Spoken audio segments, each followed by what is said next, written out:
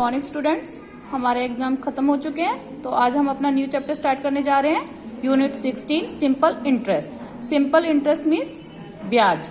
ठीक है, मतलब इंटरेस्ट क्या होता है। इंटरेस्ट निकलता है जैसे कभी हम किसी से कोई अमाउंट बोरो करते हैं। जैसे आपने किसी से कोई अमाउंट बोरो करी है, जब बोरो करते हो आप अमाउंट को, तो उसके लिए आपको कुछ इंटरेस्ट पे करना होता है। आप लिमिटेड टाइम के लिए ले रहे हैं, कितने टाइम के लिए ले रहे हैं, तो उसके अकॉर्डिंग आपको कुछ इंटरेस्ट पे करना होता है, तो उसी को हम इंटरेस्ट कहते हैं। ठीक है, तो चलिए हम विद डेफिनेशन इसको करते हैं। प्रिंसिपल। प्रिंसिपल क्या होता है? The sum of money lent or borrowed is called the principal. The sum of money lent or borrow means ऐसी अमाउंट जो हमने किसी से बोरो करी है उसको हम कहते हैं प्रिंसिपल। क्लियर? नेक्स्ट है इंटरेस्ट। इंटरेस्ट क्या होता है? Suppose a man borrow ₹300 for 2 years and pay ₹60 extra for the use of. जैसे आपने किसी से ₹300 बोरो कर लिए, कितने ईयर्स के लिए? 2 years के लिए।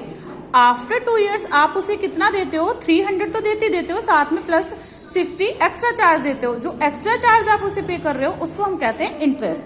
The additional money paid for the use of money is called the interest.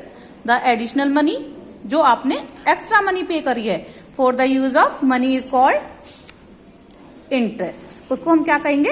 Interest. तो देखा क्या क्या होना चाहिए हमारे पास? प्रिंसिपल होना चाहिए, टाइम होना चाहिए, और साथ ही होता है रेट ऑफ इंटरेस्ट। मीन्स आपने किसी से बोरो किया है, किस रेट पे, मीन्स आप पर ईयर कितना पे करोगे उसको।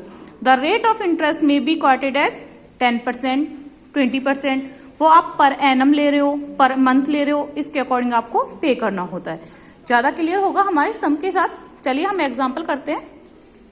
नीरज बोरो ₹4,000 from his friend at 9% per annum. इसको कहते हैं पर एनम, मतलब हर साल। ठीक है। How much interest does he पे आफ्टर 1 year। आप 1 year के बाद उसे कितना पे करेंगे? तो आप कैसे करेंगे? ये क्या हुआ, आपने कितनी अमाउंट बोरो करी? 4,000। रेट क्या है आपके पास? 9%। टाइम कितना है? 1 year।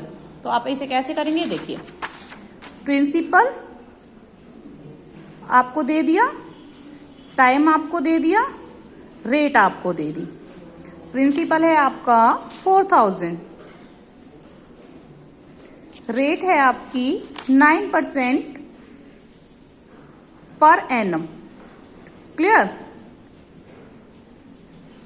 और टाइम है आपका 1 year।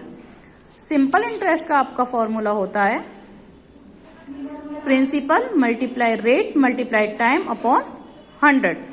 4,000 multiply 9 multiply 1 upon 100। 20 से 20 कैंसिल, 9 4 जा 36 ₹36 आपका हो गया इंटरेस्ट। उसने क्या पूछा है आपसे? हाउ मच इंटरेस्ट पूछा है, आपका आ गया इंटरेस्ट।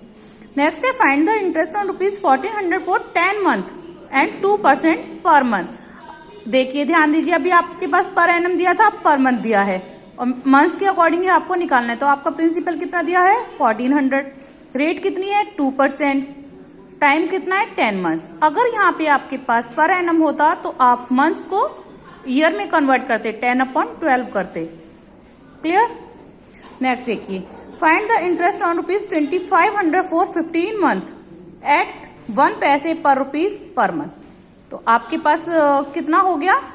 ₹2,500। इंटरेस्ट फॉर 15 month, ये आपके पास इंटरेस्ट हो गया, रेट हो गई, और पर रुपीज के अकॉर्डिंग निकालना है 15/100। तो आपने इसको आपस में डिवाइड किया, ₹365। क्लियर? इसके बाद आपकी एक्सरसाइज स्टार्ट होती है। 1,200 eight 6% per annum for 1 year। आपको यहाँ प्रिंसिपल दे दिया, रेट दे दी, टाइम दे दिया। फॉर्मूला लगाइए, principal multiply rate multiply time upon 100। इसी तरह से ये है, इधर आएगा आपका रेट 25/2। तो 25/2 होगा, अपॉन में 100 भी होगा। क्लियर? यहां देखिए ₹3,000, चलिए कर लेते हैं।